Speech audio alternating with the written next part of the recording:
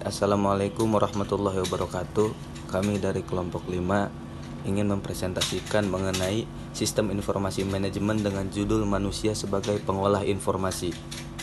Sebelumnya, saya akan memperkenalkan nama-nama anggota yang terdapat dalam kelompok 5 ini. Yang pertama ada Arif Prawira dengan NPM 0211193885. Yang kedua ada Asnita dengan NPM 0211193887.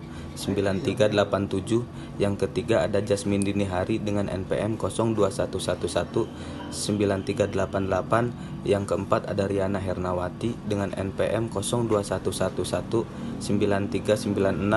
Dan yang terakhir ada saya sendiri Syahril Fadilah dengan NPM 0211193898. Nah, dalam materi pertama terdapat pokok-pokok sistem informasi manajemen atau SIM. Sebuah sistem informasi manajemen mengandung elemen-elemen fisik sebagai berikut. Yang pertama, perangkat keras komputer. Yang kedua, ada perangkat lunak. Dalam perangkat lunak terdapat pula elemen-elemen sebagai berikut. Yang pertama ada perangkat lunak sistem umum, yang kedua ada perangkat lunak terapan umum, dan yang ketiga program aplikasi. Untuk selanjutnya terdapat fisik database atau disebut juga data yang tersimpan dalam media penyimpanan komputer. Yang keempat ada prosedur, dan yang terakhir terdapat petugas pengoperasian. Untuk materi selanjutnya dijelaskan oleh rekan saya.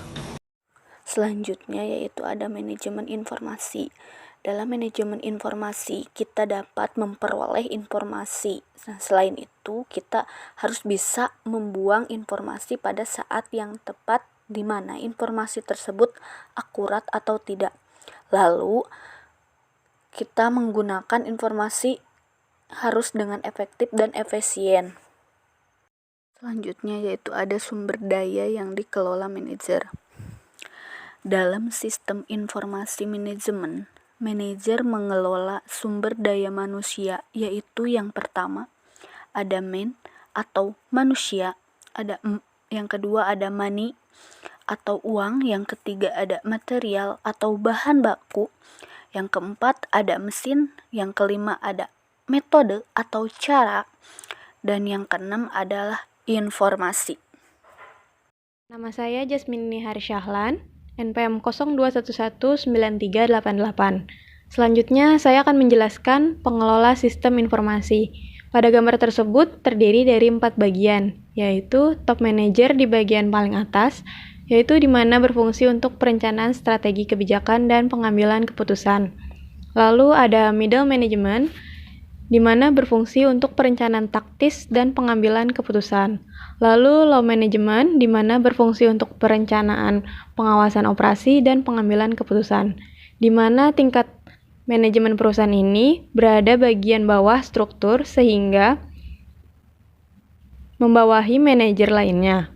Lalu bagian paling bawah yaitu operator, di mana berfungsi untuk pemrosesan transaksi dan respon permintaan. Selanjutnya, berikut adalah gambar model dasar manusia sebagai pengolah informasi. Pertama, manusia mendapatkan informasi atau masukan, lalu diterima indranya, lalu disalurkan di dalam pengolahan mental, yaitu berupa ingatannya, lalu disalurkan kembali akan menjadi sebuah hasil keluaran atau yang bisa disebut dengan output. Selanjutnya saya akan menjelaskan tentang poin-poin dari human error. Yang pertama ada metode pengumpulan dan pengukuran data yang tidak tepat. Yang kedua ada operator sistem tidak mengikuti prosedur pengolahan yang benar. Poin yang ketiga, kehilangan data atau data tidak terolah. Yang keempat, salah dalam menggunakan dokumen induk atau file induk. Yang kelima, kesalahan dalam prosedur pengolahan. Dan yang keenam, kesalahan yang dilakukan dengan sengaja. Selanjutnya ada perbandingan manusia dan sistem sebagai pengolahan informasi. Di bawah ini ada gambar model manusia sebagai pengolahan informasi. Yang pertama ada masukan dan indera penerima menuju ke saluran, menuju pengolahan mental. Di sebelah kirinya yaitu ada ingatan. dan selanjutnya menuju saluran, lalu menuju hasil keluaran. Dari gambar satunya berawal dari lingkungan, menuju input, menuju pengolah, dan menuju ingatan. Nah, dari ingatan lagi akan berputar arah lagi menuju pengolah, menuju output, dan menuju lingkungan.